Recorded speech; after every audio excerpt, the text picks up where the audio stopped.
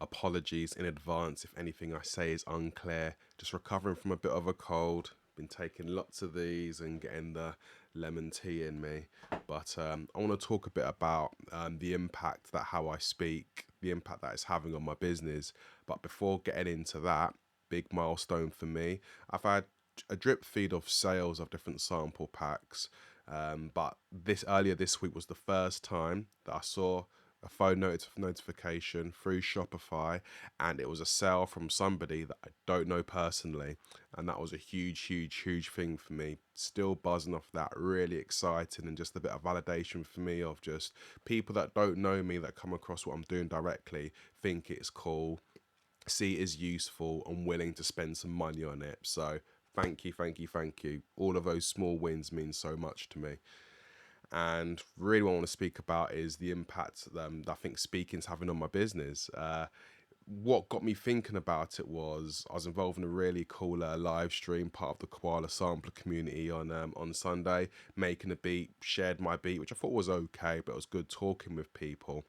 I just became very aware of how I spoke and how British I am and some of the pros and the cons of that. So I suppose this video is me kind of highlighting a few points of what I've noticed, not necessarily tips because I'm not doing it well, so I can't necessarily give tips right now, but just things that I've identified reflecting on that and things that I'm going to be a bit more conscious of.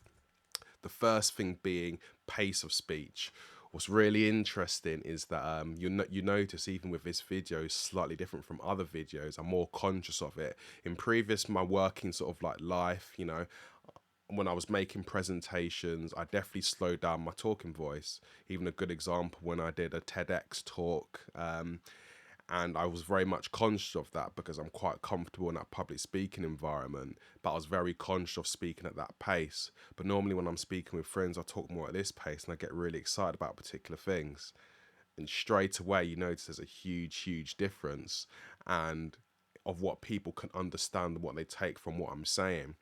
It's almost as if in formal settings, I find it easier to control my pace of speech more because I'm going into a formal kind of professional mode, if that makes sense.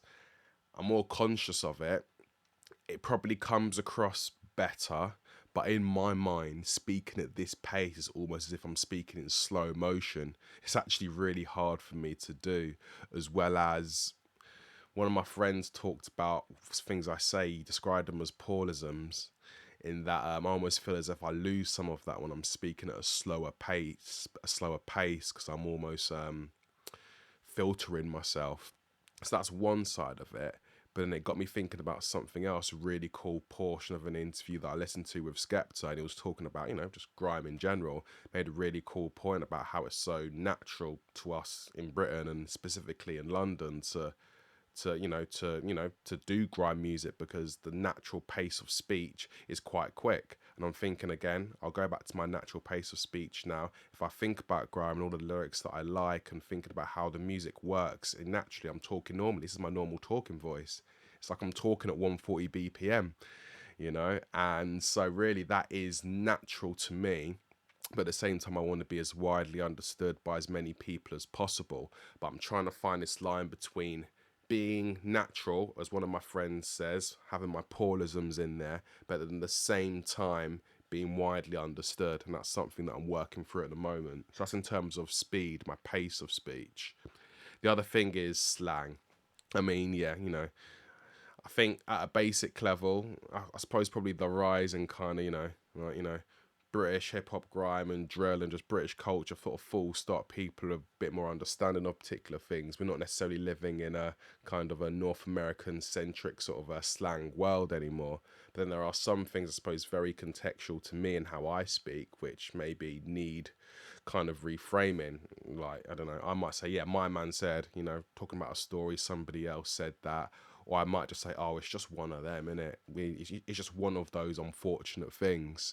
And just very much aware that in this space where I'm being me, I'm not an employee, I'm running my own business. I want to be myself, but again, I want to be understood. And maybe some of those things, it's sort of being friendly, but being clear.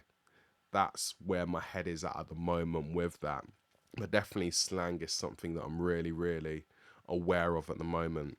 And then the last one is probably one of the biggest things actually, which is enunciation. In that, I think one of the drawbacks of my pace of speech, and even sometimes even my laziness of how I talk, is that certain words aren't clear. I skip over certain syllables. Using the Grime reference again, Skepta, great example. Clarity on the mic is absolutely second to none, but he's got the pace of speech. So I've got the pace of Skepta, but not the clarity. And that's really the difference of every word that I say, and every, words have rhythm and percussion, and making sure it's really clear.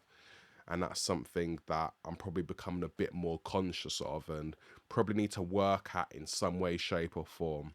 I'm looking at it, and probably something I need to work on practicing in some way. I'm still working through that. That's what I'm aware of.